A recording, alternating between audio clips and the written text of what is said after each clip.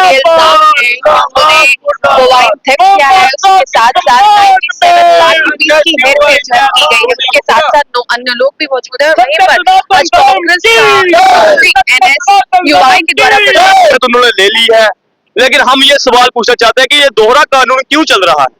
एक आम आदमी के ऊपर अगर एफआईआर हो जाती है तो आम आदमी को यहाँ पे उसी टाइम उसको उठा लिया जाता है, उसके लिए, उसके सिर्फ उसके लिए नहीं, उसके पूरे परिवार के लिए जो है वो, उसके परिवार के लिए आफत आ जाती है, पूरा परिवार जो है वो उसमें परेशान हो जाता है। और चंद्रमोहन गुप्ता जी ने इतना बड़ा संगीन अपराध किया है, और मैं बोलना चाहूंगा, वो बोलते हैं कि सिर्फ एफआईआर हुआ है, प्रूफ थोड़ी हुआ है। मैं ये पूछना चाहूंगा भाई साहब, एफआईआर को ऑनरेबल कोर्ट की डायरेक्शन पे हुआ है। जब 175 में कोर्ट डायरेक्शन देता है कि इस आदमी की तहकीकात करो, आईओ जब तहकीकात करता है, आईओ के पास जब पूरी डायरेक्शन होती है, जब उसको कुछ सबूत मिलता है कि हाँ सच में ये आदमी इसमें कहीं ना कहीं इसका रोल है, तब जाके एफआईआर होती है जनाब। और ये चंद्रमोहन गुप्ता जी पे जब एफआईआर हुई, इसका मतलब उनका कुछ ना कुछ तो रोल मिला होगा। पुलिस कोई पागल तो है नहीं। अब आपने जमानत ले ली अपना इन्फ्लुएंस यूज करके, आप बोलेंगे कि जनाब एफआईआर हुई है। अजीत जी, आपको लगता है कि अगर ये किसी और पॉलिटिकल पार्टी से बिलोंग करते तो अभी तक अच्छी तरीके से इनको ग्रिल करते? देखिए, मैं तो बोल ही रहा हूँ, पार्टी के दफ्तर के बाहर प्रदर्शन हो रहे होते, यहाँ पे टायर जल रहे होते, सबकी भावना आहत हो गई होती, लेकिन आज ये एक्सपोज हो चुके हैं पूरे तरीके से। मैं कहना चाहूंगा कि आप लोग सिर्फ चुनावी हिंदू हैं, चुनावी सनातनी हैं, आप लोगों की भावना आज आहत नहीं हुई?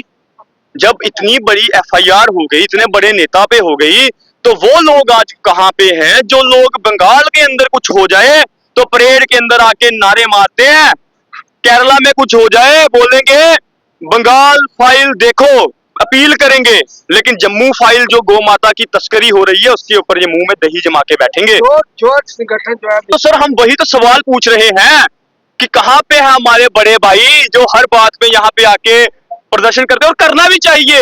जब हमारे धर्म के ऊपर कोई बात होगी तो सभी हिंदुओं का खून खोलना चाहिए।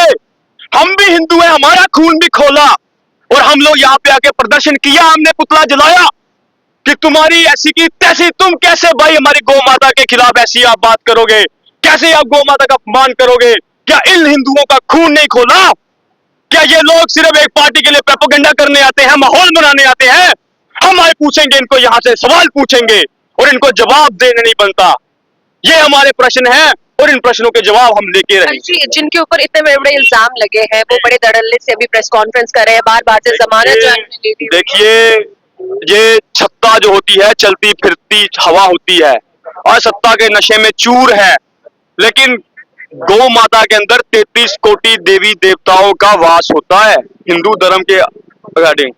ठीक है, आदमी से इन्फ्लुएंस कर लोगे, कोर्ट से आप जमानत ले लोगे, लेकिन आगे जाके गौ माता का जो आपने अपमान किया है, जो आपने चोरी की है, उसका जवाब अगले जहान में कैसे दोगे?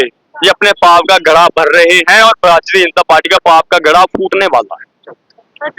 हमसे बातचीत करने के लिए ये थे हमारे साथ अजय लखोटा, जो कि एनएसयूआई के प्रेसिडेंट हैं, और इनका यही कहना है कि जो फॉर्मर मेयर के ऊपर इल्जाम लगे हैं और उसके बाद से एकदम से उन्हें जमानत दे देना, ये बिल्कुल गलत है। क्योंकि जिस व्यक्ति के ऊपर इतने बड़े बड़े इल्जाम लगे हों, जिसके ऊपर ये इल्जाम है कि उन्होंने मोबाइल थेफ्ट किया है, जिनके ऊपर ये इल्जाम है कि उन्होंने 97 लाख रुपीस का घोटाला किया है, ऐसे व्यक्ति को सलाखों के पीछे होना चाहिए। लेकिन पार्टी का इन्फ्लुएंस इतना ज्यादा है, क्योंकि कहीं ना कहीं वो बीजेपी से बिलोंग करते हैं, और पार्टी का इन्फ्लुएंस इतना ज्यादा है कि उन्हें वो बड़े धड़ल्ले से प्रेस कॉन्फ्रेंस कर रहे हैं और उनके ऊपर कोई भी एक्शन जो है वो नहीं लिया गया है। यहीं पर कोई और अगर पॉलिटिकल पार्टी होती तो अभी तक जम्मू के अलग अलग जगहों पर आपको प्रोटेस्ट देखने को मिलते। आप अपनी राय जो है हमारे साथ कमेंट सेक्शन में शेयर कर सकते हैं।